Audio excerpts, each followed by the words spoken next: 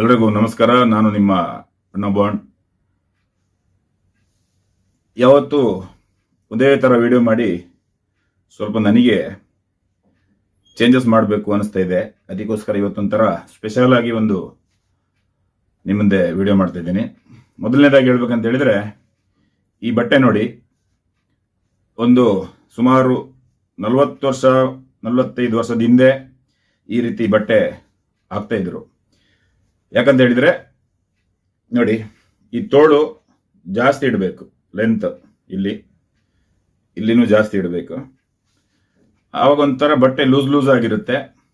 ಆಮೇಲೆ ಇದನ್ನು ಸ್ವಲ್ಪ ಲೂಸ್ ಇಡಬೇಕು. ಒಂಥರ ಓಲ್ಡ್ ಸ್ಟೈಲಲ್ಲಿ ಇವಾಗ ಅಣ್ಣ ಬಾಂಡ್ ಬಟ್ಟೆ ಹಾಕೋದನ್ನ ಸ್ಟಾರ್ಟ್ ಮಾಡಿರೋದು. ನೀವು ಕೂಡ ಇದೇ ಥರ ಟ್ರೈ ಮಾಡಿ ನೋಡಿ. ಈ ತೋಳು ಇಲ್ಲಿಂದ ಇಲ್ಲಿವರೆಗೆ ಸುಮಾರು 2 ಇಂಚು ಲೂಸ್ ಇದೆ. ಈ ಥರ ಹಾಕ್ಬಿಟ್ಟು ಬಟ್ಟೆನ ಸ್ವಲ್ಪ ಹಿಂಗೆ ಮಾಡಿಕೊಂಡ್ರೆ ನೀವು ಕೂಡ ಅಣ್ಣ ಬಾಂಡ್ ಥರ ಕಾಣ್ತೀರ. ಮೊದಲನೇದಾಗಿ ಧನ್ಯವಾದ ಎಲ್ರಿಗೂ. ಇದೊಂಥರ ನ್ಯೂ ಟ್ರೆಂಡ್ ಶರ್ಟ್ ಅಂತ ಹೇಳ್ಬೋದು. ನಾನು ಇದನ್ನು ಹೊಲಿಸಿರೋದು. ಯಾರಾದರೂ ಹೊಲಿಸಿದ್ರೆ ದಯವಿಟ್ಟು ನನಗೆ ಕಮೆಂಟ್ ಮಾಡಿ. ಇವಾಗ ನಾವು ವಿಚಾರಕ್ಕೆ ಬರೋಣ. ಪಾಯಿಂಟ್ ನಂಬರ್ 1, ನಮ್ಮನ್ನ ಕೆಣಕಿಸಿದ್ದಕ್ಕೆ ನಾವು ಸುಮ್ಮನೆ ಇರ್ತೀವಿ, ಆಫ್ಲೈನ್ ಇರ್ತೀವಿ. ಇರಲಿ, ಏನೋ ನಡೀತಾ ಉಂಟು, ಸತ್ಯಾಂಶ ಗೊತ್ತಾಗುತ್ತೆ. ದೇವರಿದ್ದಾನೆ, ಅಣ್ಣಪ್ಪ ಇದ್ದಾನೆ, ಮಂಜುನಾಥ ಇದ್ದಾನೆ, ಕಾನೂನಿದೆ, SIT ತನಿಖೆ ಮಾಡ್ತಾ ಇದೆ. ಇದ್ರ ಮೇಲೆಲ್ಲ ನಂಬಿಕೆ ಇಟ್ಟು ನಾವು ಆಫ್ಲೈನ್ ಇರ್ತೀವಿ, ಸದ್ಯಕ್ಕೇನು ಬೇಡ ಅಂತ. ಅವಾಗ ಏನಾಗುತ್ತೆ ಅಂತ ಹೇಳಿದ್ರೆ, ಈ ಅತ್ಯಾಚಾರಿಗಳ ಗ್ಯಾಂಗ್ ಏನಿದೆ, ಇವರು ಫೇಕ್ ಅಕೌಂಟ್ಗಳನ್ನ ಮಾಡಿಕೊಂಡು ಕ್ರಿಯೇಟ್ ಮಾಡಿಕೊಂಡು ಎಲ್ಲ ಹೋರಾಟಗಾರರನ್ನ ಬೇರೆ ಬೇರೆ ರೀತಿಯಲ್ಲಿ ಅಶ್ಲೀಲವಾಗಿ ಬರೆದು ಹಾಕೊಂಡು ಮಜಾ ಮಾಡ್ಕೊಳ್ತಾ ಇರ್ತಾರೆ. ಅಂತ ಹೇಳಿದ್ರೆ ಈ ಹೋರಾಟಗಾರರು ಸುಮ್ಮನೆ ಆಗಬೇಕು ಅನ್ನೋದು. ಆದರೆ ಇವ್ರ ಹಿಂದೆ ಈ ಒಂದು ಟೀಮ್ನ ಕೆಲಸ ಮಾಡಿಸ್ತಿರೋದು ಯಾರು, ಅದ್ರ ವಿಚಾರಕ್ಕೆ ನಾವು ಹೋದ್ರೆ ಕ್ಲಿಯರ್ ಆಗಿ ಗೊತ್ತಾಗುತ್ತೆ. ಇದರಿಂದ ವೀರೇಂದ್ರ ಹೆಗ್ಗಡೆದು ಕೈ ಇದೆ ಅನ್ನೋದು. ಅದಕ್ಕೋಸ್ಕರ ನಮ್ಮ ಎಲ್ಲ ಫೋಟೋಗಳನ್ನ ತಗೊಳ್ತಾರೆ, ಬೇರೆ ಬೇರೆ ರೀತಿಯಲ್ಲಿ ಕತ್ತೆ ಮೇಲೆ ಕೂರಿಸ್ತಾರೆ, ಟೀ ಅಂಗಡಿ ಹಾಕಿಸ್ತಾರೆ, ದೇವಸ್ಥಾನದ ಮುಂದ್ಗಡೆ ಭಿಕ್ಷೆ ಬೇಡೋರ್ ಥರ ಮಾಡಿಸ್ತಾರೆ, ಇನ್ನೂ ಬೇರೆ ಬೇರೆ ರೀತಿಯಲ್ಲಿ ಫೋಟೋಗಳನ್ನ ಮಾಡ್ತಾರೆ. ಆಮೇಲೆ ಹೆಣ್ಣುಮಕ್ಳ ಜೊತೆ ಫೋಟೋನ ಚಡ್ಡಿಲಿ ಹಾಕಿಸ್ತಾರೆ, ಅವರನ್ನು ಬೆತ್ತಲೆ ಮಾಡಿ ತೋರಿಸ್ತಾರೆ. ಇಷ್ಟು ನೀಚ ಕೆಲಸ ಮಾಡ್ತಿರೋದು, ಜೊತೆಗೆ ಮಾಡಿಸ್ತಿರೋದು ಇದು ವೀರೇಂದ್ರ ಹೆಗ್ಗಡೆನೆ ಅಂತ ನಾನು ಬೇಕಾದ್ರೆ ಅದೇ ಬೆಳ್ತಂಗಡಿ ಪೊಲೀಸ್ ಸ್ಟೇಷನ್ ನಾನು ಕೂಡ ಒಂದು FIR ಮಾಡಿಸ್ತೀನಿ. ಅಕಸ್ಮಾತ್ ಅಲ್ಲಿ ವೀರೇಂದ್ರ ಹೆಗ್ಗಡೆ ಮೇಲೆ ಕೇಸ್ ತಗೊಳ್ಳೋದೇ ಇಲ್ಲ ಅನ್ನೋದಾದ್ರೆ ನಾನು ದೆಹಲಿವರೆಗೆ ಹೋಗಿ ಆದ್ರೂ ರಿಪೋರ್ಟ್ ತಂದು ಕೇಸ್ ಹಾಕಿಸ್ತೀನಿ. ನನಗೂ ಅಷ್ಟು ಕಾನೂನು ಚೆನ್ನಾಗಿ ಗೊತ್ತಿದೆ.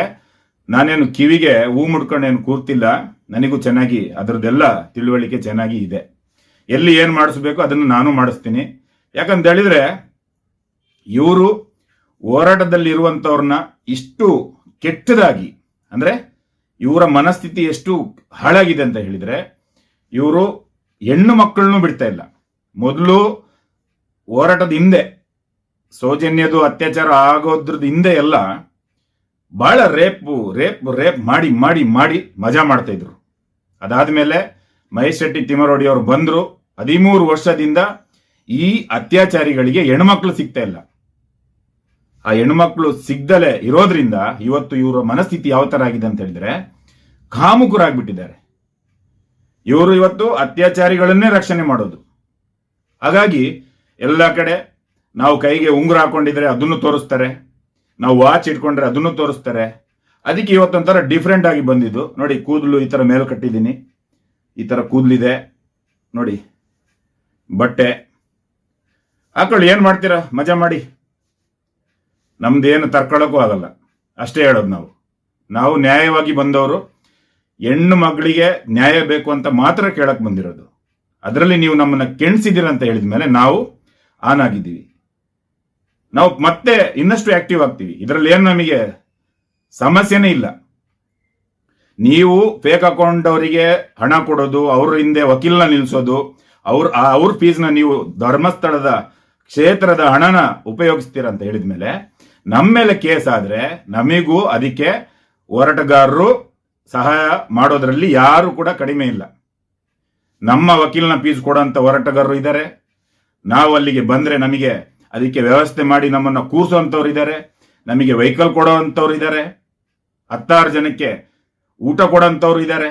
ನಮಗೆ ಹೋರಾಟಗಾರರಲ್ಲಿ ನಮಗೆ ಈ ಹೋರಾಟದ ವಿಚಾರದಲ್ಲಿ ನಮ್ಮ ಮೇಲೆ ನಿಮ್ಮ ಅತ್ಯಾಚಾರಿಗಳ ಯಾವುದೇ ರೀತಿಯ ನೀವು ಶಕ್ತಿನ ಉಪಯೋಗಿಸಿದ್ರು ನಮಗೆ ನಮ್ಮ ಹೋರಾಟಗಾರರಲ್ಲಿ ಯಾವುದಕ್ಕೂ ಕೂಡ ಕಮ್ಮಿ ಇಲ್ಲ. ಅದಕ್ಕೋಸ್ಕರ ಇವತ್ತು ಬಟ್ಟೆ ಸ್ಟೈಲ್ನ ತೋರಿಸಿದ್ದೀನಿ. ನಮ್ಮ ಎಲ್ಲ ಹೋರಾಟಗಾರರಾಗಿರ್ಬೋದು, ಈ ಅತ್ಯಾಚಾರಿಗಳು ಆಗಿರ್ಬೋದು, ಈ ರೀತಿ ಬಟ್ಟೆ ಹೊಲಿಸ್ಕೊಳ್ಳಿ, ಸ್ಟೈಲ್ ಆಗಿರ್ತೀರ. ನಂತರ ಯಾವುದಕ್ಕೂ ನೆಮ್ಮದಿ ಆಗಿರ್ಬೇಕು, ಯಾವುದಕ್ಕೂ ತಲೆ ಬಿಸಿ ಮಾಡ್ಕೋಬಾರ್ದು. ದರ್ಶನ್ ಅವರು ಆಡ್ಬಿಟ್ಟಿದ್ದಾರೆ, ನೆಮ್ಮದಿ ಆಗಿರ್ಬೇಕು. ಈಗ ಪಾಯಿಂಟ್ ನಂಬರ್ 2, ತಿಮರೋಡಿ ಅವ್ರನ್ನ ಗಡೀಪಾರ್ ಮಾಡೋದ್ರಿಂದ ಅಕಸ್ಮಾತ್ ಅವ್ರ ಮೇಲೆ ಯಾವುದೇ ರೀತಿಲಿ ನೀವು ಹೋರಾಟನ ನಿಲ್ಲಿಸ್ಬೇಕನ್ನೋ ಪ್ರಯತ್ನನ ಮಾಡಿಸ್ತಿದ್ದೀರಲ್ವಾ, ಅಕಸ್ಮಾತ್ ನೀವು ಮಾಡೋದ್ರಲ್ಲಿ ನಿಮಗೆ ಏನಾದ್ರೆ ಅದರದ್ದು ಫಲ ಸಿಕ್ಕಿದ್ರೆ ನಾವು ಒಪ್ಕೊಳ್ಳೋಣ. ಅಂತ ಸಮಯದಲ್ಲಿ ಮಹೇಶ್ ಶೆಟ್ಟಿ ತಿಮರೋಡಿ ಅವರಂತಹ ಹೋರಾಟಗಾರರನ್ನ ಒಂದು 100 ಜನನ ರೆಡಿ ಮಾಡಿಟ್ಟಿದ್ದಾರೆ. 100 ಜನನ, ಆಯ್ತಾ, ಅವ್ರ ತರದ್ದೇ 100 ಜನನ ರೆಡಿ ಮಾಡಿ ಇಟ್ಟಿದ್ದಾರೆ. ಖಾಲಿ ಮಹೇಶ್ ಶೆಟ್ಟಿ ತಿಮರೋಡಿ ಅವರು ಹೇಳಬೇಕು ಈ ರೀತಿ ನಮಗೆ ಮಾಡೋಕಿದೆ ಅಂತ ಅಷ್ಟೇ. ಆ 100 ಹೋರಾಟಗಾರರಲ್ಲಿ 99ನೇ ನಾನು. ಅವ್ರ ಹಿಂದೆ 99 ಹುಲಿಗಳು ಸಾಕಿಟ್ಟಿದ್ದಾರೆ. ಹುಲಿಗಳು ನಿಮ್ ತರ ಅತ್ಯಾಚಾರಿಗಳಲ್ಲ. ಆ 99 ಹುಲಿಗಳಲ್ಲಿ ಇದು ಕೂಡ ಒಂದು ಅಣ್ಣ ಬಾಂಡ್. 99ನೇ ನಾನು. ಮಹೇಶ್ ಶೆಟ್ಟಿ ತಿಮರೋಡಿ ಅವ್ರನ್ನ ನೀವು ಗಡೀಪಾರ್ ಮಾಡಿ, ಬೇಕಾದ್ರೆ ಅವ್ರನ್ನ ಬಾಯಿ ಮುಚ್ಚಿ ಕೂರಿಸಿ. ಆದ್ರೆ ನಾವು ಉಳಿದಂತ 99 ಹುಲಿಗಳಂತಾನೆ ತಿಳ್ಕೊಳ್ಳಿ, ನಾವು ಮಾತ್ರ ಸುಮ್ಮನೆ ಬಿಡೋದೇ ಇಲ್ಲ. ನಮ್ಮ ಹತ್ರ ಇದಕ್ಕೆ ಬೇಕಾದಂತಹ ಎಲ್ಲ ಸಾಕ್ಷಿಗಳನ್ನ ನಾವು ಇವತ್ತು ಕಣ್ಣಾರೆ ನೋಡ್ತಲೇ ಇದ್ದೀವಿ. ಎಲ್ಲ ಸಾಕ್ಷಿಗಳನ್ನ ನೀವು ಮಣ್ಣು ಮುಚ್ಚಾಕ್ಸೋಕೆ ನೋಡ್ತಾ ಇದ್ದೀರಾ. ನಮ್ಮ ಕಣ್ಣು ಮುಂದೆನೇ ಇದೆ, ಎಲ್ಲದಕ್ಕೂ ಸಾಕ್ಷಿ ಇದೆ.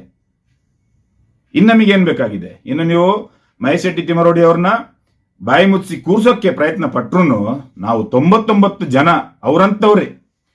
ಹೋರಾಟದಲ್ಲಿರುವಂತಹ ಹೋರಾಟಗಾರರು, ಸೌಜನ್ಯ ಬೆಂಬಲಿಗರು ಲಕ್ಷಾಂತರ ಜನ ಇದ್ದಾರೆ, ಅದು ಬೇರೆ ವಿಚಾರ.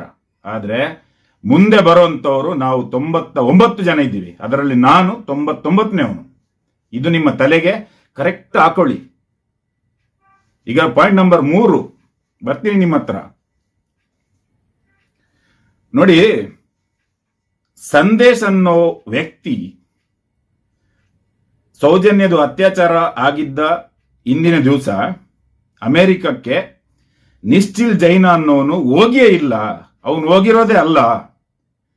ಆ ಟಿಕೆಟ್ ಅಲ್ಲಿ ನಿಜವಾಗ್ಲೂ ಹೋದವನೇ ಬೇರೆ. ಆ ಬೇರೆ ಅವನು ಎಲ್ಲಿಂದ ಟಿಕೆಟ್ ಮಾಡಿಸ್ದ, ಅವನಿಗೆ ಯಾರ ಟ್ರಾವೆಲ್ಸ್ ಇಂದ ಇಮೇಲ್ ಹೋಗಿದೆ, ಅವನು ಎಲ್ಲಿಂದ ಎಲ್ಲಿಗೆ, ಅಲ್ಲಿಂದ ಎಲ್ಲಿಗೆ ಹೋದ ಅನ್ನೋದು ನನ್ನ ಹತ್ರ ಎಲ್ಲ ಮಾಹಿತಿಗಳಿದೆ. ಆ ವ್ಯಕ್ತಿ ನನ್ನ ಜೊತೆ ಇದ್ದಾನೆ. ಈ ರೀತಿ ಬಂದು ಸಂದೇಶ್ ಅನ್ನುವ ವ್ಯಕ್ತಿ, ಅದರಲ್ಲೂ ಮುಖ್ಯವಾಗಿ ಒಬ್ಬ ಸಮಾಜ ಸೇವೆ ಮಾಡುವಂತವನು, ಆ ವ್ಯಕ್ತಿ ಬಂದು ಹೇಳುವಾಗ ನಾವೆಲ್ಲರೂ ನಂಬುವಂಥದ್ದು. ಸತ್ಯನ ಹೊರಗಡೆ ತರ್ತೀನಿ, ನಾನೇ ಆ ಹೆಣ್ಣಿಗೆ ನ್ಯಾಯ ಕೊಡಿಸ್ತೀನಿ, ಇನ್ಯಾರು ನ್ಯಾಯ ಕೊಡಿಸೋಕ್ಕೆ ಸಾಧ್ಯನೇ ಇಲ್ಲ. ನಿಶ್ಚಿಲ್ ಜೈನ ಹೋಗಿರೋದೇ ಅಲ್ಲ, ಇನ್ಯಾರೋ ಬೇರೆ ಹೋಗಿದ್ದಾರೆ, ಟಿಕೆಟ್ ನನ್ನ ಹತ್ರ ಇದೆ, ನನ್ನ ಹತ್ರ ಎಲ್ಲ ದಾಖಲೆ ಇದೆ ಅಂತ ಹೇಳಿಬಿಟ್ಟು ಮುಂದೆ ಬರುವಾಗ ಒಬ್ಬ ಹೋರಾಟಗಾರ, ಮುಖ್ಯವಾಗಿ ಹೇಳ್ಬೇಕಂದ್ರೆ ಒಬ್ಬ ಹೋರಾಟಗಾರ, ಕರ್ನಾಟಕದ ಜನತೆ ಮೆಚ್ಕೊಂಡಿರುವಂತ ಒಂದು ಹೋರಾಟಗಾರ ಮುಂದೆ ಬಂದು ಈ ರೀತಿ ಒಂದು ಸತ್ಯನ ಮುಂದೆ ಇಡುವಾಗ ಸಡನ್ಲಿ ಆಗಿ ಆ ವ್ಯಕ್ತಿ 8-9 ತಿಂಗಳಾದ ಮೇಲೆ ಏನ್ ಹೇಳ್ತಾರೆ ಅಂತ ಹೇಳಿದ್ರೆ, ನನ್ನನ್ನ ಈ ವಿಚಾರದಲ್ಲಿ ಮಾತಾಡಬಾರದು ಅಂತ ಹೇಳ್ಬಿಟ್ಟು ಸ್ಟೇ ತಂದಿದ್ದಾರೆ ಅಂತ. ಯಾವುದಕ್ಕೆ ಸ್ಟೇ? ವೀರೇಂದ್ರ ಹೆಗಡೆಗೆ ನಾನು ಡೈರೆಕ್ಟ್ ಕೇಳ್ತಾ ಇದ್ದೀನಿ, ಯಾವುದಕ್ಕೆ ಸ್ಟೇ? ನಿನಗೆ ಆಗ್ಲಿ ನಮಗೆ ಆಗ್ಲಿ ಬೇಕಾಗಿರೋದು ಏನಂತ ಹೇಳಿದ್ರೆ, ದೇವಸ್ಥಾನದು ಮಾನ ಮರ್ಯಾದೆ ಕಳೆದು ಹೋಗ್ತಾ ಇದೆ. ಅದರಿಂದ ಆ ಸಂದೇಶ್ ಅನ್ನೋ ವ್ಯಕ್ತಿ ಟಿಕೆಟ್ನ ತಂದು ತೋರಿಸಿದ್ರೆ ಅದರಲ್ಲಿ ನಿಂದು ಏನು ಹೋಗುತ್ತೆ? ಡಾಕ್ಟರ್ ವೀರೇಂದ್ರ ಹೆಗ್ಗಡೆಗೆ ನಾನು ಕೇಳ್ತಾ ಇದ್ದೀನಿ, ಡೈರೆಕ್ಟ್ ನಿನ್ನನ್ನೇ ಕೇಳ್ತಾ ಇದ್ದೀನಿ ನಾನು. ನಿನ್ನನ್ನೇ ನಾನು ಕೇಳ್ತೀನಿ, ಎಲ್ಲೂ ಮುಚ್ಚುಮರೆ ಇಲ್ಲ. ನಿನಗೇನು ಸಮಸ್ಯೆ? ದೇವಸ್ಥಾನದ ಹೆಸರು ಅದರಿಂದ ಹಾಳಾಗುತ್ತಾ? ಸಂದೇಶ್ ಅನ್ನೋನು ಟಿಕೆಟ್ನ ತೋರಿಸಿದ್ರೆ ಧರ್ಮಸ್ಥಳ ಕ್ಷೇತ್ರದ ದೇವಸ್ಥಾನದ ಹೆಸರು ಹಾಳಾಗುತ್ತಾ? ಇಲ್ಲ ತಾನೆ. ಯಾಕೆ ಹಾಳಾಗುತ್ತೆ? ಬೇಕಾಗಿರೋದು ಅತ್ಯಾಚಾರಿ ಮಾಡಿದವರು, ಅದು ನಿನ್ನ ತಮ್ಮನ ಮಗನೇ ಆಗಿರ್ಲಿ ಅಥವಾ ನನ್ನ ಮನೆಯವರೇ ಆಗಿರ್ಲಿ, ಬೇಕಾಗಿರೋದು ನ್ಯಾಯ. ನ್ಯಾಯಕ್ಕಾಗಿ ನಾವು ಹೋರಾಟ ಮಾಡ್ತಿರೋದು. ಅದಕ್ಕೆ ನೀನು ಸಪೋರ್ಟ್ ಮಾಡು. ನೀನು ನಮ್ಮನೆ ಹೆಣ್ಣುಮಕ್ಕಳನ್ನ, ನಮ್ಮ ಎಲ್ಲ ಹೋರಾಟಗಾರರನ್ನ ಬೆತ್ತಲೆ ಮಾಡಿಬಿಟ್ಟು ಫೋಟೋನ ಅಲ್ಲಿ ಇಲ್ಲೆಲ್ಲ ಹಾಕಿಸ್ತೀಯಲ್ವಾ? ಅದಕ್ಕೆ ಯಾಕೆ ನೀನು ಸಪೋರ್ಟ್ ಮಾಡೋದು? ಇಲ್ಲಿ ಸಂದೇಶ್ ಟಿಕೆಟ್ ತೋರಿಸ್ತೀನಿ ಅಂತ ಹೇಳಿದಾಗ ನೀನು ಯಾಕೆ ಸ್ಟೇ ತರೋದು ಅನ್ನೋದಕ್ಕೆ ಉತ್ತರ ಕೊಡಬೇಕು. ಮೊದಲನೇದಾಗಿ ಇದೇ ಸಾಕ್ಷಿ ನಾನು ಹೇಳ್ತಿರೋದು ಕಣ್ಮುಂದೆನೇ ಇದೆ. ಇದೇ ಸಾಕ್ಷಿ. ಟಿಕೆಟ್ ಅಲ್ಲಿ ಅವನು ಅಮೆರಿಕಕ್ಕೆ ಹೋಗಿಲ್ಲ ಅನ್ನೋದೇ ಸತ್ಯ ಆದ್ರೆ ಇಲ್ಲಿ ಅತ್ಯಾಚಾರ ಮಾಡಿದವನು ಸಿಗ್ತಾನೆ. ಇದೇ ಸಾಕ್ಷಿ, ಇದೇ ಸತ್ಯ. ನಮ್ಮ ನಾಲಿಗೆಯಲ್ಲಿ ಕೆಟ್ಟದು ಬರ್ತಾ ಇದೆ, ಅಶ್ಲೀಲ ಪದಗಳು ಬರುತ್ತೆ. ಆವಾಗ ಇನ್ಯಾವನಿಗೂ ತಿಕ ಉರಿಯುತ್ತೆ. ಅವನಾಗಿ ಹೋಗ್ಬಿಟ್ಟು ಅಲ್ಲಿ BNS ಆಕ್ಟ್ ಅಲ್ಲಿ ಅದು ಹಾಕ್ತೀನಿ ಇದು ಹಾಕ್ತೀನಿ ಅಂತ ಹಾಕಿಸ್ತಾನೆ. ಅವನಿಗೆ ತಿಕ ಉರಿಯುತ್ತಲ್ವಾ? ಅದೇ ತರ ನಮಿಗೂ ಅಷ್ಟೇ ನೋವಾಗಿದೆ, ಅಷ್ಟೇ ಹೊಟ್ಟೆ ಉರಿಯುತ್ತೆ. ನಮ್ಮ ಹಿಂದೂ ಹೆಣ್ಣು ಮಕ್ಕಳನ್ನ ಅತ್ಯಾಚಾರ ಮಾಡಿರೋದು ಬೇರೆ ಯಾರನ್ನೂ ಅಲ್ಲ. ಇವತ್ತಿನ ದಿವಸ ಇಡೀ ಕರ್ನಾಟಕದ ಈ ಗೌಡ್ರು ಸಮುದಾಯದವ್ರು ನೀವೆಲ್ಲರೂ ಇದಿರಲ್ಲ, ನೀವೆಲ್ಲರೂ ಕೈಕಟ್ಟೆ ಕೂತ್ಕೊಳ್ಳಿ. ನೀವು ಇನ್ನೂ ಹಂಗೆ ಕೂತ್ಕೊಳ್ಳಿ. ನೀವು ಮುಂದೆ ಬರಬೇಡಿ. ನೀವು ನಮಗೆ ಯಾರು ಸಪೋರ್ಟ್ ಮಾಡಬೇಡಿ. ನೀವು ಹೋಗ್ಬಿಟ್ಟು ನನ್ನ ಮೇಲೆ ಇನ್ನೊಂದು ಕೇಸ್ ಹಾಕಿ, ಬೇಕಾದ್ರೆ ನಾನೇನಾದ್ರೆ ನಿಮ್ಗೆ ಹೇಳಿದ್ದೀನಿ ಅಂತ ಹೇಳ್ಬಿಟ್ಟು ನೀವು ಒಂದು ಕೇಸ್ ಹಾಕ್ಬಿಡಿ. ನಿಮ್ಮ ಮನೆ ಹುಡುಗಿಗೋಸ್ಕರ ನಾವು ಹೋರಾಡ್ತಿದ್ದೀವಿ. ನಿಮ್ಮ ಮನೆ ಹುಡುಗಿರಿಗೋಸ್ಕರ, ಗೌಡ್ರು ಮನೆ ಸಮುದಾಯದ ಹುಡುಗಿರಿಗೋಸ್ಕರ ನಾವು ಹೋರಾಡ್ತಿದ್ದೀವಿ. ನಾವು ಕಷ್ಟಪಡ್ತಿದ್ದೀವಿ. ಅದರಿಂದ ನೀವು ಯಾಕೆ ಸುಮ್ಮನೆ ಇದ್ದೀರಾ? ನಮ್ಮ ಶೆಟ್ಟಿ ಸಮುದಾಯದ, ನಮ್ಮ ಬಂಟರ ಸಮುದಾಯದ ಒಬ್ಬ ಶ್ರೇಷ್ಠ ವ್ಯಕ್ತಿ ಅಂದ್ರೆ ಅದು ನನ್ನ ಕಣ್ಣಿಗೆ ಕಾಣೋದು ಮಹೇಶ್ ಶೆಟ್ಟಿ ತಿಮರೋಡಿ ಅವರು. ಮೊದಲನೇ ಒಬ್ಬ ಶ್ರೇಷ್ಠ ವ್ಯಕ್ತಿ ಅಂತ ಹೇಳಿದ್ರೆ ಅದು ಮಹೇಶ್ ಶೆಟ್ಟಿ ತಿಮರೋಡಿ. ಅವರು ಮಾಡ್ತಿರುವಂತ ಹೋರಾಟದಲ್ಲಿ ಎಲ್ಲೂ ಕೂಡ ತಪ್ಪು ಅಂತ ಇದ್ರೆ ನೀವು ಹೇಳಿದ ಜಾಗಕ್ಕೆ ಬಂದು ನಿಮ್ಮ ಕೈಯಲ್ಲಿ ನಿಮ್ಮ ಮೆಟ್ಟಲ್ಲಿ ಒದೆ ತಿಂತೇನೆ. ಬೇಕಾದ್ರೆ ಈ ಒಬ್ಬ ವ್ಯಕ್ತಿ ಇವತ್ತು ಹೋರಾಟಕ್ಕೆ ಇಳಿದಿದ್ದಕ್ಕೆ ಇಲ್ಲಿ ಯಾವುದೇ ಸಮುದಾಯದ ಹುಡುಗಿದು ಅತ್ಯಾಚಾರ ಆಗಿಲ್ಲ. ಇವತ್ತು ಇಡೀ ಕರ್ನಾಟಕದ ಗೌಡ ಸಮುದಾಯದವರು ನೀವು ಸುಮ್ಮನೆ ಇದ್ದೀರಲ್ಲ, ನೀವು ಇದಕ್ಕೆ ಯಾವುದಕ್ಕೂ ಬೆಂಬಲ ಕೊಡ್ತಾ ಇಲ್ಲಲ್ಲ, ನಿಮಗೆ ಯಾರಿಗೂ ಹೊಟ್ಟೆನೆ ಉರಿತಾ ಇಲ್ವಾ? ನಾವು ನಿಮ್ಮನ್ನೇ ಕೇಳ್ತಾ ಇರೋದು. ನಮಗೆ ಹೊಟ್ಟೆ ಉರಿತಿದೆ ರೀ, ನಮಗೆ ಉರಿತಿದೆ. ನಾವು ನಿಮ್ಮನೆ ಸೌಜನ್ಯ ಗೌಡ ಅನ್ನೋ ಹೆಣ್ಮಗಳಿಗೋಸ್ಕರ ನಾವು ಹೋರಾಡ್ತಿದ್ದೀವಲ್ವಾ, ನಮಗೆ ಯಾಕೆ ಹೊಟ್ಟೆ ಉರಿಬೇಕು? ನಾವಂಥದ್ದೇನು ತಪ್ಪು ಮಾಡಿದ್ದೀವಿ? ನಾವು ತಪ್ಪು ಮಾಡಿದೀವಾ? ಸಾಕ್ಷಿ ಉಂಟು ಅಲ್ವಾ? ಅದನ್ನೇ ಕೇಳಿ. ನೀವು ಏನು ಕೇಳಬೇಡಿ. ಇಷ್ಟು ವರ್ಷ ಮಹೇಶ್ ಶೆಟ್ಟಿ ಅವರು ಹೋರಾಟ ಮಾಡ್ಕೊಂಡು ಬಂದ್ರಲ್ವಾ, ಇದರಲ್ಲಿ ನೀವು ಬರೀ ಇಷ್ಟನ್ನೇ ಕೇಳಿ. ಟಿಕೆಟ್ ತೋರ್ಸು ಅಂತ ಹೇಳಿ. ಟಿಕೆಟ್ ತೋರ್ಸೋದಿಕ್ಕೆ ಯಾಕೆ ಸ್ಟೇ ತಂದಿದ್ದಾನೆ ಅಂತ ಹೇಳ್ಬಿಟ್ಟು ಇಡೀ ಗೌಡ ಸಮುದಾಯದವ್ರು ಮುಂದೆ ಬನ್ನಿ. ನಮಗೆ ನೀವು ಸಪೋರ್ಟ್ ಮಾಡಿ. ಇವರೆಷ್ಟು ಕೇಸ್ ಹಾಕಿಸ್ತಾರೆ ಅದ್ರದ್ದೆಲ್ಲ ಫೀಸ್ ನೀವು ಕೊಡಿ. ನಾನು ಹೇಳ್ತಿದ್ದೀನಿ ನಿಮ್ಮ ಹತ್ರ, ನಮ್ಮ ಮೇಲೆ ಕೇಸ್ ಹಾಕಿಸ್ತಾರಲ್ಲ ಅದ್ರದ್ದೆಲ್ಲ ಫೀಸು ಗೌಡ ಸಮುದಾಯದವ್ರು ಕೊಡಿ. ನಿಮ್ಮ ಸಮುದಾಯದಿಂದ ಕೊಡಿ. ಅಲ್ಲಿ ಬನ್ನಿ, ಲಾಯರ್ ಫೀಸ್ ಕೊಡಿ. ಅದಕ್ಕೆ ಬೇಕಾದಂತ ಎಲ್ಲ ಫೀಸ್ ನೀವು ಕೊಡಿ.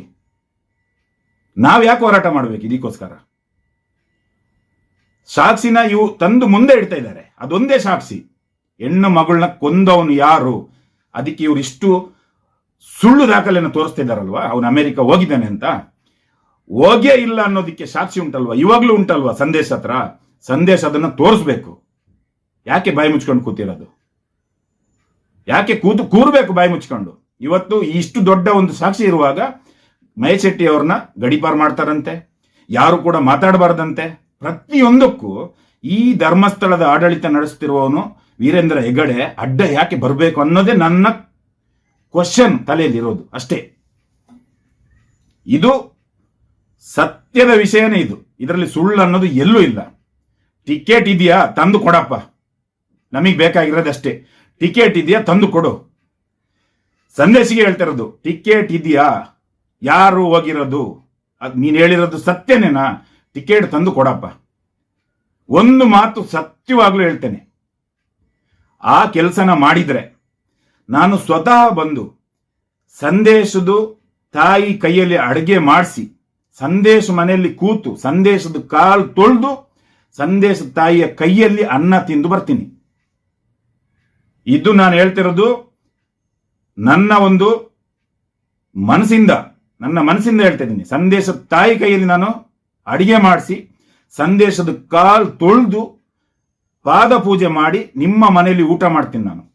ನಾನೊಬ್ಬ ಶೆಟ್ಟಿಯಾಗಿ ಹೇಳ್ತಾ ಇದ್ದೇನೆ, ಈ ಕೆಲಸ ನಾನು ಮಾಡ್ತೀನಿ. ಯಾಕಂತ ಹೇಳಿದ್ರೆ ನನ್ನ ಒಬ್ಬ ಬಂಟರ ಸಮುದಾಯದ ಒಬ್ಬ ಮಹೇಶ್ ಶೆಟ್ಟಿ ತಿಮರೋಡಿಯನ್ನ ಟಾರ್ಗೆಟ್ ಮಾಡಿದಿರಲ್ಲ ಎಲ್ಲರೂ ಸೇರ್ಕೊಂಡು, ಆ ಒಂದು ಮನುಷ್ಯನಿಗೋಸ್ಕರ ನಾನು ಏನು ಬೇಕಾದ್ರೆ ಮಾಡೋಕ್ಕೂ ಸಿದ್ಧವಾಗಿದ್ದೀನಿ. ಏನು ಬೇಕಾದ್ರೆ ಮಾಡ್ತೀನಿ ನಾನು. ಇದೊಂದು ಮಾತ್ರ ಪ್ರತಿಯೊಬ್ಬರಿಗೂ ನೆನಪಿರಲಿ, ನೀವು ನಮ್ಮನ್ನ ಕೆಣಕಿಸಿದ್ದಕ್ಕೆ ನಾನು ಪಾಯಿಂಟಿಗೆ ಬರ್ತೇನೆ. ನೀವು ನಮ್ಮನ್ನ ಕೆಣಸಿದಿರಲ್ವಾ, ನೀವು ನಮ್ಮವರಿಗೆ ಹಿಂಸೆ ಕೊಟ್ಟಿದ್ದೀರಲ್ವಾ, ನಮ್ಮ ಹೋರಾಟಗಾರರನ್ನ ನೀವು ತೇಜೋವಧೆ ಮಾಡ್ತಾ ಬಂದಿದ್ದೀರಲ್ಲ, ಇದಕ್ಕೆ ನಾನು ಒಂದು ಆಕ್ಷನ್ ಮಾಡಿಯೇ ಮಾಡ್ತೇನೆ. ಅದು ಏನಂತ ಹೇಳಿದ್ರೆ, ಡೇಟ್ ನಾನು ಇವತ್ತು ಹೇಳಲ್ಲ, ತಿಂಗಳನ್ನ ನಾನು ಇವತ್ತು ಹೇಳಲ್ಲ, ಆದ್ರೆ ಕೆಲವೇ ದಿನದಲ್ಲಿ ನಾನು ಮಾಡಿ ಇಟ್ಟಿರುವಂತಹ ಕೇಸರಿ ಸೇನೆಯಲ್ಲಿ 500 ಹಿಂದೂಗಳನ್ನ ಒಟ್ಟು ಮಾಡಿದ್ದೀನಿ. ಆ 500 ಹಿಂದೂಗಳನ್ನ ನಾನು ಇದೇ ಮಂಗಳೂರಿನ DC ಆಫೀಸಿಗೆ ಬರ್ತೀನಿ. ಆ DC ಆಫೀಸಿಗೆ ಬಂದು ಬಹಿರಂಗವಾಗಿ ನಾವು ಹಿಂದೂಗಳು, ನಾವು ಯಾರು ಹೋರಾಟಗಾರರಾಗಿ ಬರೋದಿಲ್ಲ, ಕೇಸರಿ ಸೇನೆ, ನಾನು ಸ್ಥಾಪಿಸಿದ ಕೇಸರಿ ಸೇನೆ, ಅದರಲ್ಲಿರುವಂತಹ ನನ್ನ 500 ಅಣ್ಣ ತಮ್ಮಂದಿರನ್ನ, ನಾನು 500 ಹಿಂದೂಗಳನ್ನ ಹೆಗಲ ಮೇಲೆ ಕೇಸರಿ ಬಾವುಟ ಹಾಕಿಸ್ಕೊಂಡು ನಾನು ಆ DC ಆಫೀಸ್ ಮುಂದೆ ಬರ್ತೇನೆ. ನನಗೆ ಅಲ್ಲಿ ಏನು ಬೇಕಂತ ಹೇಳಿದ್ರೆ, ಮಂಜುನಾಥ ದೇವಸ್ಥಾನ ಯಾರ್ದು? ಆ ದೇವಸ್ಥಾನ ಸರ್ಕಾರದ ಆಡಳಿತಕ್ಕೆ ಬರುತ್ತಾ ಇಲ್ವಾ?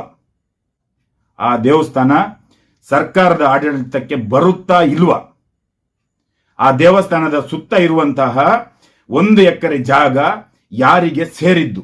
ನನಗೆ ಈ 3 ಪ್ರಶ್ನೆಗೆ DC ಅವರು ಬಹಿರಂಗವಾಗಿ ಉತ್ತರ ಕೊಡಬೇಕು. ನಾನು 500 ಮಕ್ಕಳನ್ನ ರೆಡಿ ಮಾಡಿಟ್ಟಿದ್ದೇನೆ. ನೀವು ನಮ್ಮನ್ನ ಕೆಣಿಸಿದ್ದಕ್ಕೆ ನಾನು ಮಾತ್ರ ಈ ವಿಚಾರದಲ್ಲಿ ಮುಂದೆ ಹೆಜ್ಜೆ ಇಡ್ತೇನೆ. 500 ಹಿಂದೂಗಳನ್ನ ಕರ್ಕೊಂಡು ಬರ್ತೇನೆ. ಅದರ ಮೇಲೆ ಇಡೀ ಕರ್ನಾಟಕ ರಾಜ್ಯಕ್ಕೆ ನಾನು ಕರೆ ಕೊಡ್ತೇನೆ. ಇಡೀ ಹಿಂದೂಗಳು ನನ್ನ ಜೊತೆ ನಿಲ್ಬೇಕು. ನಾವು ಎಲ್ಲೂ ಗಲಾಟೆ ಮಾಡಲ್ಲ. ನಾವು ಶಾಂತಿವಾಗಿ ಬರ್ತೀವಿ. ನಮ್ಮನ್ನ ನೀವು ನಿಲ್ಸೋದಾಗ್ಲಿ, ಅದಕ್ಕೆ ತಡೆ ತರೋದಾದ್ರೆ ಮಾಡಿದ್ರೆ ನಾವು ಅಲ್ಲೇ ಬೆತ್ತಲೆ ಆಗ್ತೀವಿ. ಪೊಲೀಸರು ನಮ್ಮನ್ನ ಹಿಡಿದು ಒಳಗಾಕೋದಾಗ್ಲಿ, ನೂಕಿ ತಗೊಂಡೋಗೋದಾಗ್ಲಿ ಏನಾದ್ರೆ ಮಾಡಿದ್ರೆ ನಾವು ಅಲ್ಲೇ ಬೆತ್ತಲೆ ಆಗ್ತೀವಿ. ಇದನ್ನ ನಾನು ಇವತ್ತು ಹೇಳ್ತಾ ಇದ್ದೀನಿ. ನಾನು ಬರುವಂತ ದಿವಸ ಮುಂದಕ್ಕೆ ನಾನು ಕರೆ ಕೊಡ್ತೇನೆ. ಇಡೀ ಕರ್ನಾಟಕದ ರಾಜ್ಯದ ಎಲ್ಲರೂ ಈ ಒಂದು ವಿಚಾರದಲ್ಲಿ ನಮಗೆ ಸಪೋರ್ಟ್ ಮಾಡಿ. ನಮಗೆ ಬೇಕಾಗಿರೋದು ದೇವಸ್ಥಾನ ಅಲ್ಲ, ನಮಗೆ ದೇವಸ್ಥಾನ ಬೇಕಾಗಿಲ್ಲ.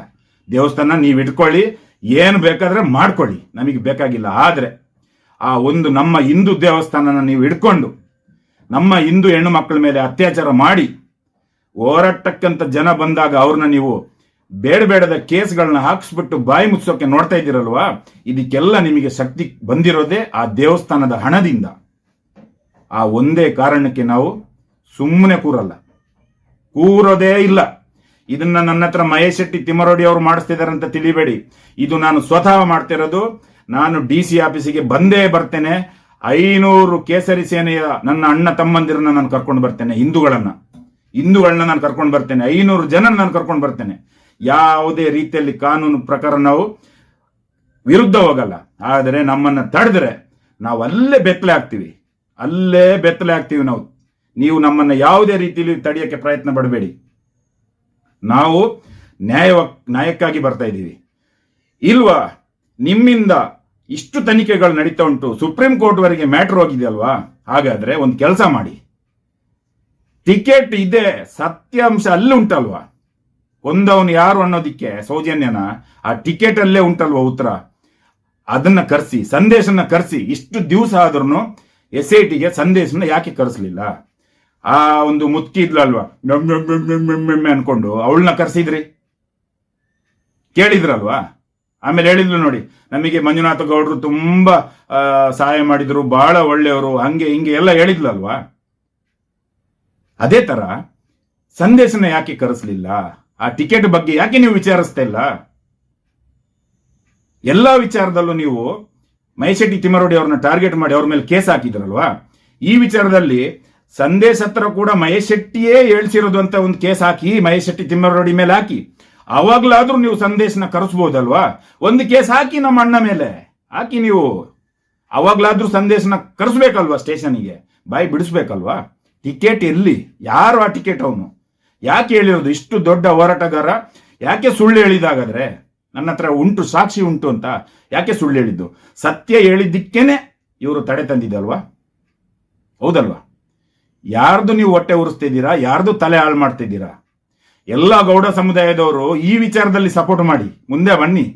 ನೀವೆಲ್ಲರೂ ಬಾಯಿ ಮುಚ್ಚಿ ಕೂತಿರೋದ್ರಿಂದ ಇವತ್ತು ಇಷ್ಟೆಲ್ಲ ಆಗಿದೆ. ನಾನು ಮತ್ತೊಂದ್ಸಲ ಹೇಳ್ತೇನೆ, ನಮ್ಮ ಬಂಟರ ಸಮುದಾಯದ ಎಲ್ಲಾ ಶೆಟ್ಟಿಗಳ ಹತ್ರ ನಾನು ಕೇಳೋದು ಒಂದೇ, ನಿಮ್ಮ ಕಣ್ಮುಂದೆ ಕೂಡ ಇದೇ ಇದೆ. ಒಬ್ಬ ಮಹೇಶ್ ಶೆಟ್ಟಿ ತಿಮ್ಮರೋಡಿ ನಮ್ಮ ಬಂಟರ ಸಮುದಾಯದ ಒಬ್ಬ ಮಗ, ನಿಮ್ಮೆಲ್ಲರ ಮನೆಯ ತಾಯಿಯ ಮಗ ಇವತ್ತು ಈ ಪರಿಸ್ಥಿತಿಯಲ್ಲಿ ಬಂದಿದಾರಲ್ವಾ. ಗಡೀಪಾರು ಮಾಡ್ತೀವಿ, ಅದು ಮಾಡ್ತೀವಿ, ಇದು ಮಾಡ್ತೀವಿ ಅಂತ ಅಲ್ಲಿಗೆ ಇಲ್ಲಿಗೆ ಓಡಿಸ್ತಾ ಇದಾರಲ್ಲ.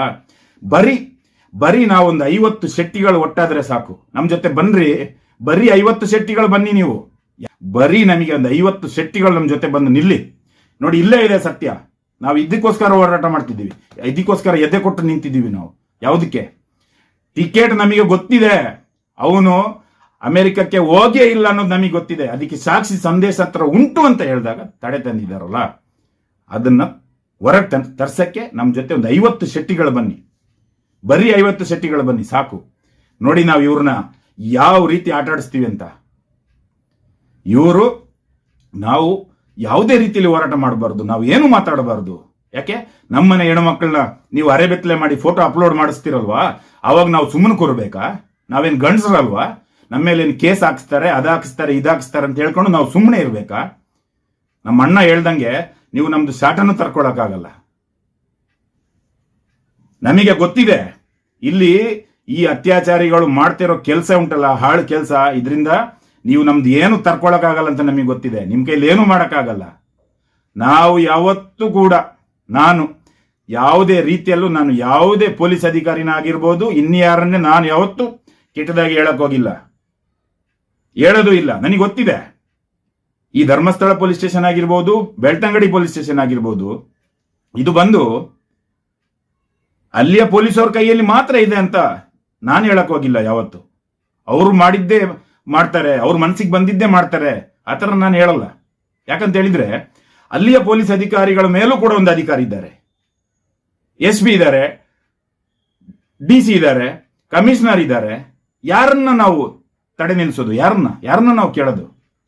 ಇದು ಇಲ್ಲಿ ಏನಾದ್ರೆ ಆದ್ರೆ ಧರ್ಮಸ್ಥಳ ಪೊಲೀಸ್ ಸ್ಟೇಷನ್ ಅವ್ರು ಸರಿ ಇಲ್ಲ, ಬೆಳ್ತಂಗಡಿ ಪೊಲೀಸ್ ಸ್ಟೇಷನ್ ಅವ್ರು ಸರಿ ಇಲ್ಲ ಅಂತ ನಾವು ಯಾರು ತಿಳ್ಕೊಳ್ಳೋದೇ ಬೇಡ. ಅಲ್ಲಿ ಅವರು ಸರಿ ಇದ್ದಾರೆ, ಅವ್ರದ್ದೇನು ತಪ್ಪಿಲ್ಲ. ನಮ್ಮ ಮಂಗಳೂರಿನ SP ಕೂಡ ಸರಿ ಇದ್ದಾರೆ, ಅವ್ರದ್ದು ಏನು ತಪ್ಪಿಲ್ಲ. ಕಮಿಷನರ್ ಕೂಡ ಸರಿ ಇದ್ದಾರೆ, ಅವ್ರದ್ದು ತಪ್ಪಿಲ್ಲ. ಯಾರ್ದು ತಪ್ಪು? ಸಿಸ್ಟಮ್ ಹಾಳು ಮಾಡಿದ್ದಾರೆ. ಹೆಂಗೆ? ಯಾವ ರೀತಿ ಅಂತ ಹೇಳಿದ್ರೆ, ಒಬ್ರಿಂದ ಒಬ್ರಿಗೆ ಕನೆಕ್ಷನ್ ಇದೆ, ಯಾರು ಏನು ಮಾಡೋಕ್ಕಾಗಲ್ಲ. ಕಮಿಷನರ್ ಮೇಲೆ ಒಬ್ರು ಇದ್ದಾರೆ, PM ಇದ್ದಾರೆ, CM ಇದ್ದಾರೆ, ಹೋಮ್ ಮಿನಿಸ್ಟರ್ ಇದ್ದಾರೆ. ಪ್ರತಿಯೊಬ್ಬರು ಕೂಡ ಒಟ್ಟಾಗಿ ಕೊನೆಗೆ ರಾಜ್ಯಸಭಾ ಸದಸ್ಯ ಆದಂತ ವೀರೇಂದ್ರ ಹೆಗ್ಗಡೆ ಹತ್ರ ಬರ್ತಾರೆ. ಎಲ್ಲರೂ ಒಟ್ಟಾಗಿದ್ದಾರೆ, ಯಾರು ಕೂಡ ಮುಂದೆ ಹೋಗಕ್ ಆಗ್ತಾ ಇಲ್ಲ. ಯಾಕಂತ ಹೇಳಿದ್ರೆ ಆ ಸಿಸ್ಟಮ್ ಆ ಥರ ಉಂಟು. ಅದಕ್ಕಾಗಿ ನಾವು ಧರ್ಮಸ್ಥಳ ಪೊಲೀಸ್ ಸ್ಟೇಷನ್ ಇರುವಂತ ಪೊಲೀಸ್ ಅವರು ಸರಿ ಇಲ್ಲ, ಬೆಳ್ತಂಗಡಿ ಪೊಲೀಸ್ ಸ್ಟೇಷನ್ ಅವರು ಸರಿ ಇಲ್ಲ ಅಂತ ನಾವು ಹೇಳಕ್ಕೆ ಸಾಧ್ಯನೇ ಇಲ್ಲ, ಹೇಳಬಾರ್ದು. ಅವ್ರು ಸರಿ ಇದ್ದಾರೆ, ಅವ್ರ ಡ್ಯೂಟಿನ ಅವ್ರು ಮಾಡ್ತಾ ಇದ್ದಾರೆ. ಯಾರಾದ್ರೂ ಅಷ್ಟೇ, ಆ ಜಾಗದಲ್ಲಿ ನಾನು ಇದ್ರು ನಾನು ಅವ್ರು ಹೇಳ್ದಾಗೆ ನಾನು ಮಾಡಬೇಕು. ಯಾರು ಹೇಳ್ದಾಗೆ? ವೀರೇಂದ್ರ ಹೆಗ್ಗಡೆ ಹೇಳ್ದಾಗೆ ಮಾಡೋದಲ್ಲ, SP ಹೇಳ್ದಾಗೆ ಮಾಡೋದಲ್ಲ, ಕಮಿಷನರ್ ಹೇಳ್ದಾಗೆ ಮಾಡೋದಲ್ಲ, CM ಹೇಳ್ದಾಗಲ್ಲ, ಹೋಮ್ ಮಿನಿಸ್ಟರ್ ಹೇಳ್ದಾಗಲ್ಲ, PM ಹೇಳ್ದಾಗಲ್ಲ. ಯಾರು ಹೇಳ್ದಾಗೆ? ಒಟ್ರಾಸಿ ಆ ಸಿಸ್ಟಮ್ ಒಬ್ಬ ಆಪರೇಟ್ ಮಾಡ್ತಾ ಇದ್ದಾನೆ. ಆ ಒಬ್ಬ ಬಲಿಷ್ಠ ವ್ಯಕ್ತಿ ಯಾರು ಇರ್ಬೋದು, ಅವನಿಂದ ಇವರಿಗೆಲ್ರಿಗೂ ಫಂಡ್ ಹೋಗ್ಬೋದು, ಎಲೆಕ್ಷನ್ ಬಂದಾಗ ಹಣ ಹೋಗ್ಬೋದು, ಬೇರೆ ಬೇರೆ ಬೇರೆ ರೀತಿಯಲ್ಲಿ ಪೋಸ್ಟ್ಗಳು ಸಿಗ್ತವೆ. ಎಕ್ಸಾಂಪಲ್, ಒಬ್ಬ ಸಣ್ಣ ಅಧಿಕಾರಿಗೆ ಸಡನ್ಲಿ ಆಗಿ ಅವನ್ನ ಪ್ರಮೋಷನ್ ಮಾಡಿ ದೊಡ್ಡ ಆಫೀಸರ್ ಮಾಡ್ತಾರೆ. ಇದೆಲ್ಲ ಒಂದು ಕಂಟ್ರೋಲರ್ ಒಬ್ಬ ಇದ್ದಾನೆ. ಆ ಒಂದು ಕಾರಣಕ್ಕೆ ಎಲ್ಲ ಈ ಒಂದು ಚೈನ್ ಸಿಸ್ಟಮ್ ಏನಿದೆ ಇದು ಆ ರೀತಿ ವರ್ಕ್ ಮಾಡುತ್ತೆ. ಅದಕ್ಕೋಸ್ಕರ ನಾವು ಧರ್ಮಸ್ಥಳ ಪೊಲೀಸ್ ಆಗಲಿ, ಬೆಳ್ತಂಗಡಿ ಪೊಲೀಸ್ ಆಗಲಿ, ಯಾರನ್ನು ಕೆಟ್ಟವ್ರು ಅಂತ ಹೇಳಬೇಡಿ. ಅವ್ರು ಯಾರು ಕೆಟ್ಟವ್ರು? ನನ್ನ ಪ್ರಕಾರ ಅವ್ರು ಕೆಟ್ಟವ್ರಿಲ್ಲ. ಅವ್ರು ಏನೂ ಅಲ್ಲ. ಈ ವಿಚಾರದಲ್ಲಿ ಅವರಿಗೆ ಒಂದು ಕೇಸ್ ಬರುತ್ತೆ, ಅದನ್ನು ತಗೋಬೇಕಾ ಬೇಡವಾ?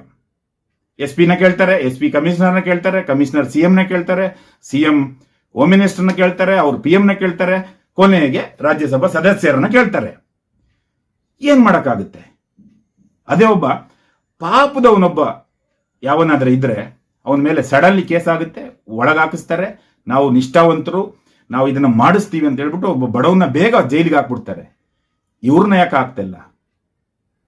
ನಾವು ಯೋಚನೆ ಮಾಡಬೇಕು. ಮೊನ್ನೆ ಪುತ್ತೂರಲ್ಲಿ ಒಬ್ಬ MLA ಮುಖಂಡ, BJP ಮುಖಂಡ, ಇವನ ಮಗ ಒಂದು ಹೆಣ್ಣು ಮಗಳನ್ನ ಮದುವೆ ಆಗ್ತೀನಂತ ಒಪ್ಸಿ ಅವಳ ಜೊತೆ ಮಲ್ಗಿ ಮಗು ಹುಟ್ಟಿಸಿ ನಾಪತ್ತೆ ಆಗಿದ್ದಾನೆ